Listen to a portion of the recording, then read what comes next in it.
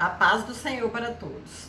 A nossa lição de hoje é a lição de número 12 do segundo trimestre do ano de 2022, que tem por título A Bondade de Deus em nos atender. Hoje estudaremos sobre a bondade de Deus, a imensa bondade de Deus para nos atender. Atender aos seus filhos. Quando a gente ora, quando a gente pede, e Ele nos dá o melhor. Aquilo que Ele vê que é o melhor para nós. O texto áureo que se encontra em Mateus 7,11 nos diz: Se vós, pois, sendo maus, sabeis dar boas coisas aos vossos filhos, quanto mais vosso Pai que está nos céus dará bens aos que lhe pedirem. Nós, seres humanos, sendo seres humanos falhos, maus, se um filho nos pede algo, nós damos, o melhor que nós podemos dar aos nossos filhos. Agora imagine Deus sendo bom. O que nós pedirmos, o que é melhor para nós, Ele nos dá. A verdade prática: Deus é um Pai amoroso que concede aos seus filhos aquilo que realmente é bom para eles. Aquilo que é bom para nós, Deus nos dá, Deus nos concede. Muitas vezes pedimos algo ao Senhor e o Senhor muitas vezes não nos dá. Porque o Senhor, sabendo, conhecendo o futuro, conhecendo o amanhã, Ele sabe que aquilo que nós pedimos hoje, amanhã não será bom para nós. Aquilo que pedirmos não sendo bom para nós, amanhã pode nos causar várias consequências más. Porque nós não conhecemos o amanhã, somente Deus. E Deus, o que Ele vê, o que Ele sabe que é bom para nós, realmente Ele nos concede. Porque Deus é bom, Ele nos ama como filhos. Um dos atributos de Deus ressaltados por Jesus no monte, no sermão do monte, sermão da montanha, é a bondade. Ele é um Pai amoroso que concede aos filhos aquilo que é essencial para a sua subsistência. A bondade do Pai também é revelada a nós mediante o sacrifício de Jesus Cristo na cruz do Calvário. Uma prova de amor. Foi Deus dar o seu único filho para morrer numa cruz, para nos salvar, para nos garantir o direito da salvação. Quando buscamos em oração, Ele nos atende, ajuda e socorre pela sua bondade. Pela sua bondade, somos instados a entrar pela porta estreita e estar cuidadosos a respeito dos falsos profetas. Deus nos adverte a nós vigiarmos para não cairmos na lábia dos falsos profetas que vêm até nós com pele de cordeiro, pele de ovelha, mas no fundo são lobos vorazes que querem nos tragar, que querem nos derrubar. O que seria de nós se Deus não olhasse-nos com bondade, com misericórdia e amor, pessoas tão imperfeitas que nós somos? O que seria de nós sem o infinito amor de Deus para nossas vidas?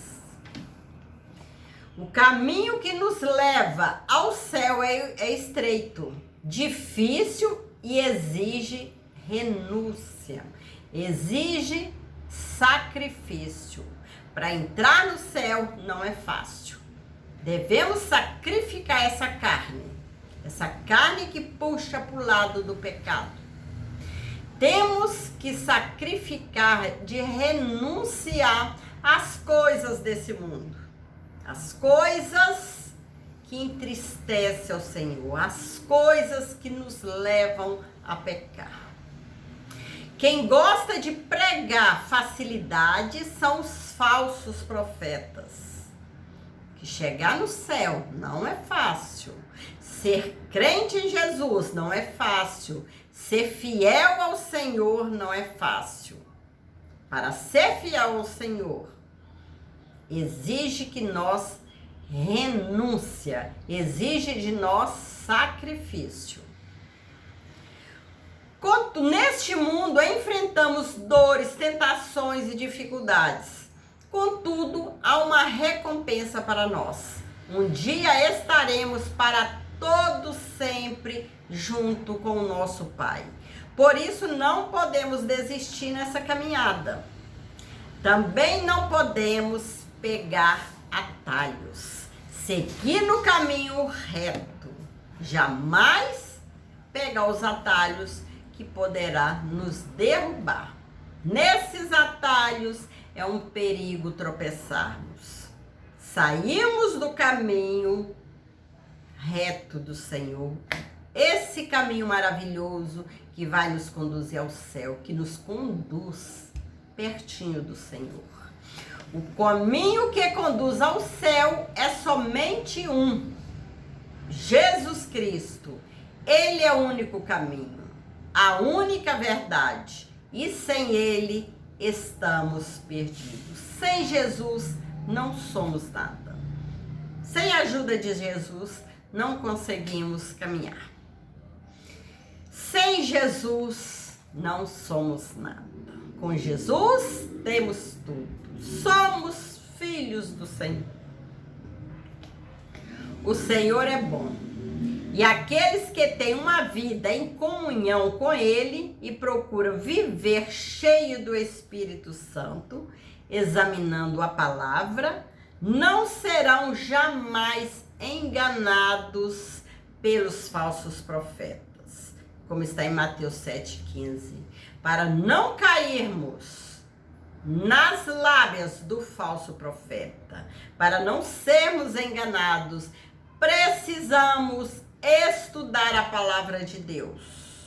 Precisamos estar em comunhão com o nosso Senhor, cheio do Espírito Santo. Assim, jamais seremos enganados pelos falsos profetas. A palavra bondade é definida como qualidade ou caráter de bom, boa índole, benevolência, brandura e boa ação. A bondade é um dos atributos de Deus, mas não do homem. O apóstolo Paulo declarou em Romanos 7,18: porque eu sei que em mim, isto é, na minha carne, não habita bem algum. E com efeito, o querer está em mim, mas não consigo realizar o bem. Ao pecar, o homem se tornou um ser desprovido da justiça original e sem estima para as coisas santas relacionadas com Deus, passando a ter a tendência para o mal e para as práticas imorais. Daí a razão da ênfase de Jesus para o novo nascimento. Somente entrando pelas portas estreitas e pelo caminho apertado, poderemos desfrutar da graça divina e ter a nossa natureza transformada, para de fato fazermos o que é bom.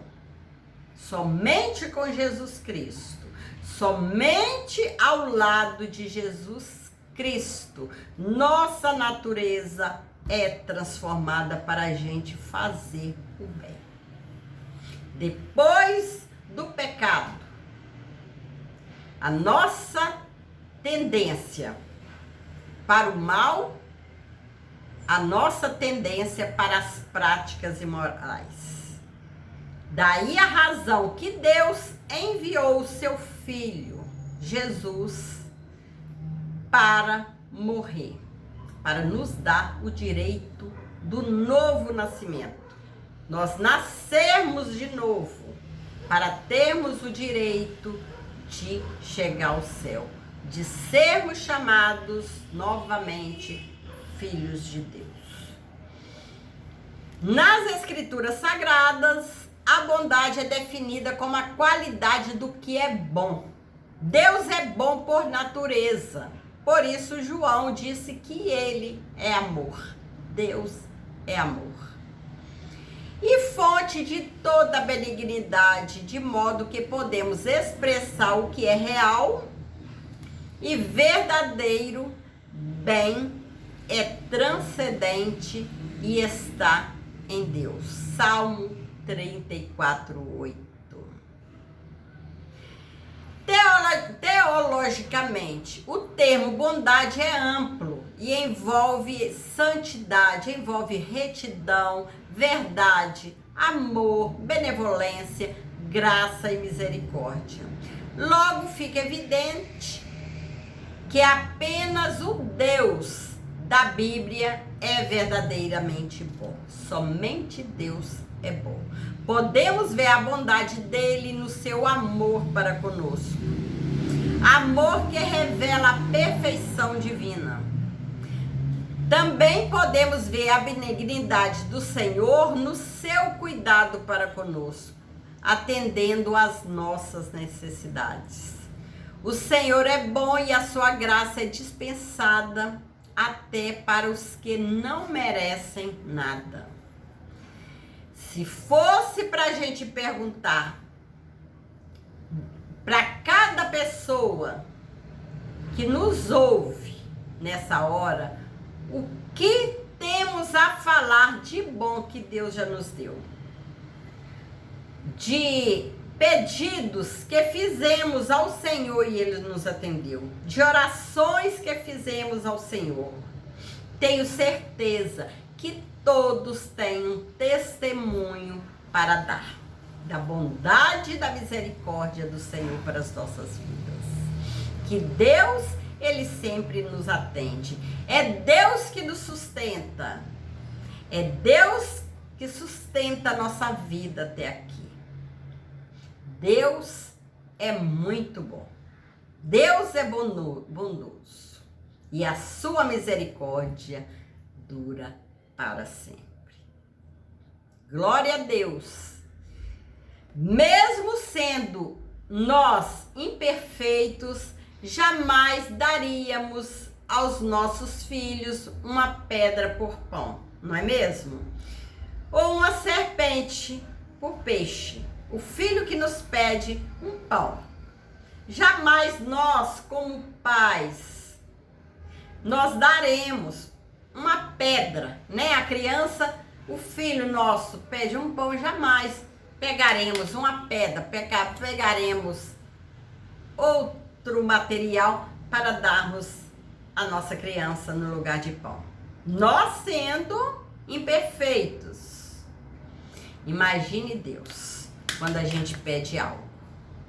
Então, que Deus bondoso não fará em nosso favor se pedirmos tudo em oração, segundo a sua perfeita vontade.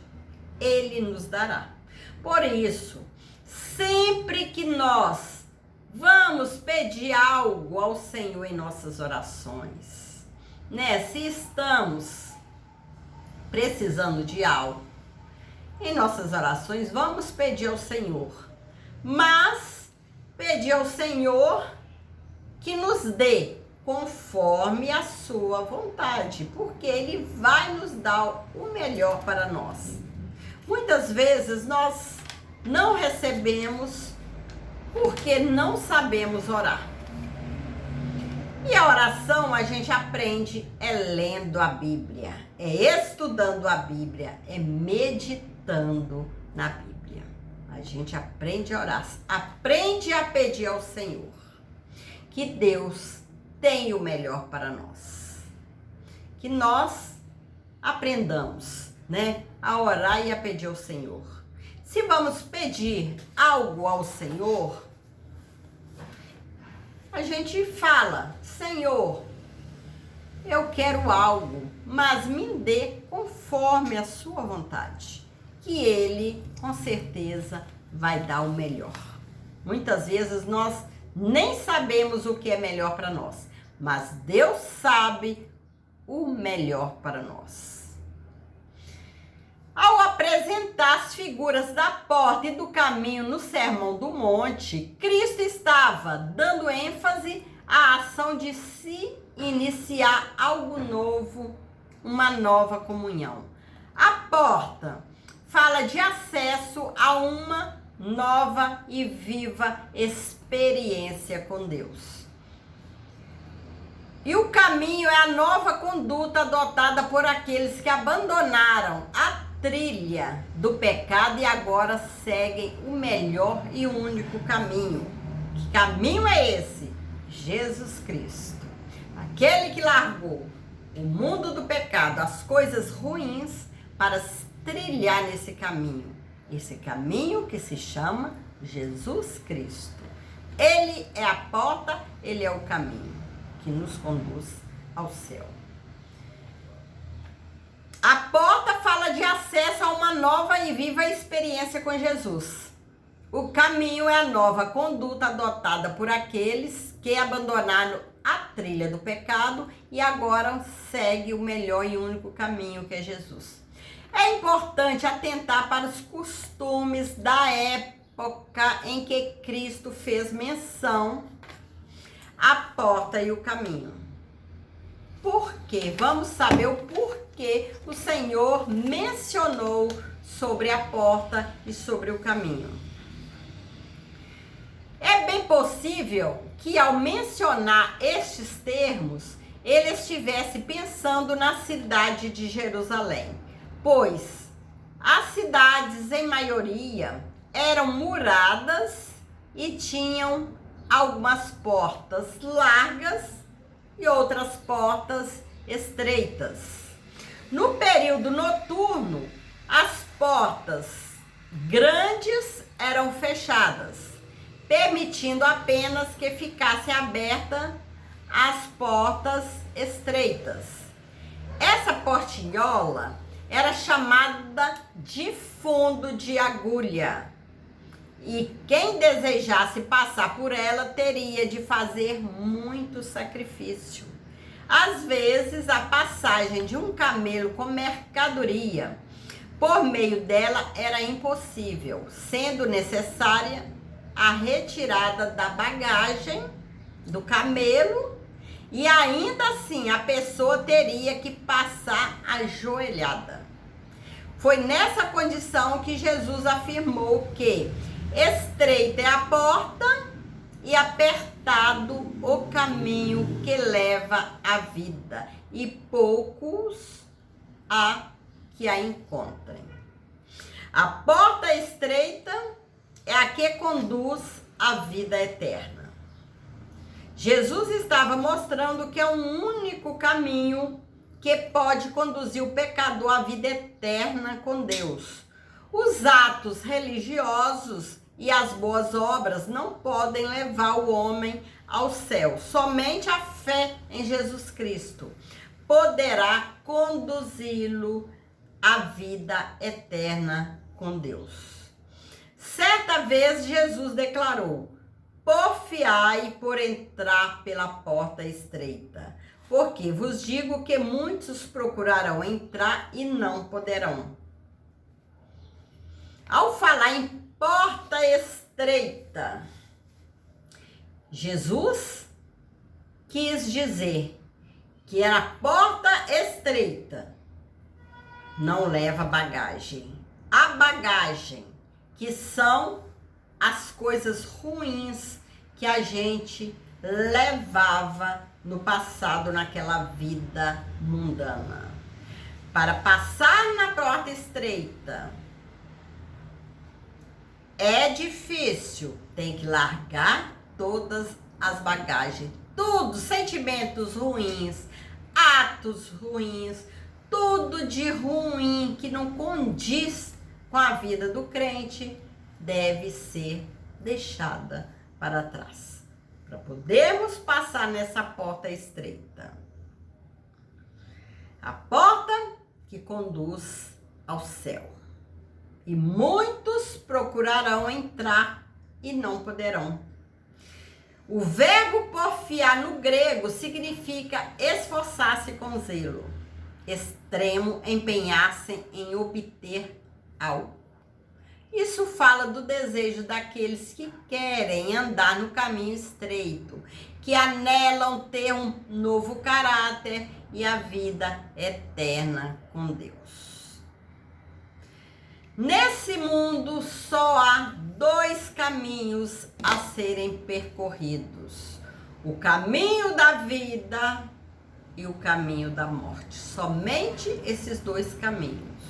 E Deus deixou o homem livre-arbítrio, com livre-arbítrio, para escolher o caminho da vida ou o caminho da morte. Como bem falou o profeta Jeremias, infelizmente a escolha de muitos é pelo caminho amplo, o caminho largo, pois nele não há restrições, tudo é permitido. Contudo, muitos homens e mulheres escolheram trilhar esse caminho estreito, onde todas as coisas são lícitas, mas nem tudo convém. Não podemos fazer coisas erradas, coisas que entristecem o Senhor, coisas que podem nos levar à queda fatal. Temos que deixar tudo que não condiz com a vida santa. A cada dia temos que santificar nossa vida. A cada dia morrermos para algo e vivermos com Cristo a cada dia até chegar à perfeição quando Jesus nos chamar. Pela porta larga é possível passar as obras da carne. Porta larga entra tudo. Entra prostituição, impureza, inimizade, porfias, pelejas, todo tipo de pecado entra nessa porta larga. Contudo, o destino da porta larga e do caminho espaçoso é a eternidade sem Deus. Porém, os que escolhem o caminho apertado, um dia vão morar no céu e serão como a luz da aurora e como luzeiros no firmamento. A nossa vida aqui na terra é tão curta, né? Os dias estão cada dia mais abreviados. E muitos procuram ainda o caminho espaçoso. Querem aproveitar a vida. No dizer, aproveitar a vida no pecado. Muitos acham que são jovens demais para servir ao Senhor, para deixar as coisas erradas, prostituição, inimizade, peleja, deixar o pecado. São novos demais para largar balada, largar bebida, para servir ao Senhor, ter uma vida santa. Mas não sabem quanto tempo ainda resta aqui na terra. A melhor escolha é servir ao Senhor, é seguir ao Senhor. É seguir esse caminho estreito, entrar por essa porta estreita, largando a bagagem do passado, a bagagem que é o pecado, prostituição, vícios, coisas erradas, para entrar nessa porta estreita, onde o pecado não entra, que essa porta é o Senhor Jesus. Né? Passando nessa porta, temos que ter renúncia. Temos que sacrificar essa carne que puxa para coisas aqui na terra, enquanto nosso espírito puxa para coisas do alto, coisas celestiais. Pela porta larga é possível passar as obras da carne. Prostituição, impureza, todo tipo de pecado. Contudo, na porta estreita, tem que ter renúncia para poder passar. Para poder morar no céu, tem que ter renúncia, tem que ter sacrifício. Morar no céu não é fácil, é difícil, mas nós temos Jesus conosco, temos o Espírito Santo que nos ajuda a trilhar por esse caminho estreito e chegar no céu. Glória a Deus. Deus é bom, Deus é maravilhoso. Na advertência de Cristo contra os falsos profetas, o mestre alerta a respeito da importância de estarmos sempre vigilantes. Vigiai.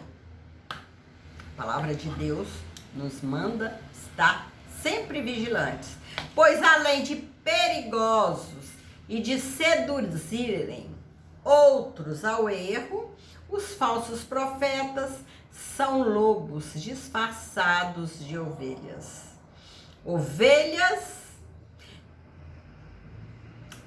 Sabemos que o lobo é o predador das ovelhas e que elas têm pouca capacidade para fazer a defesa.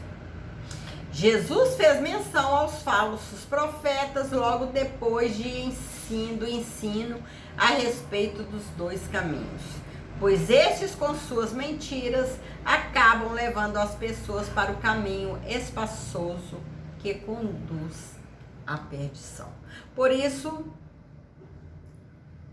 o crente tem que estar sempre vigilante, sempre estudando a palavra de Deus,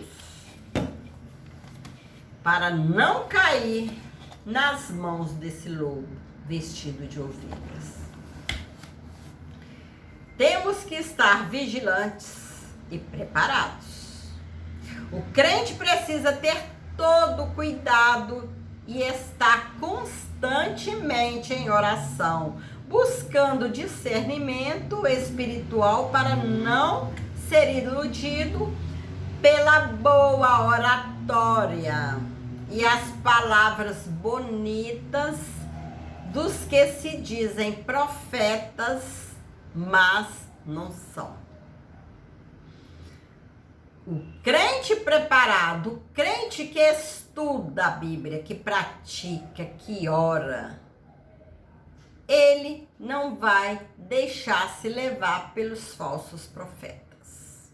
Ele vai estar sempre alerta, vigilante em oração, para não cair nessa tentação.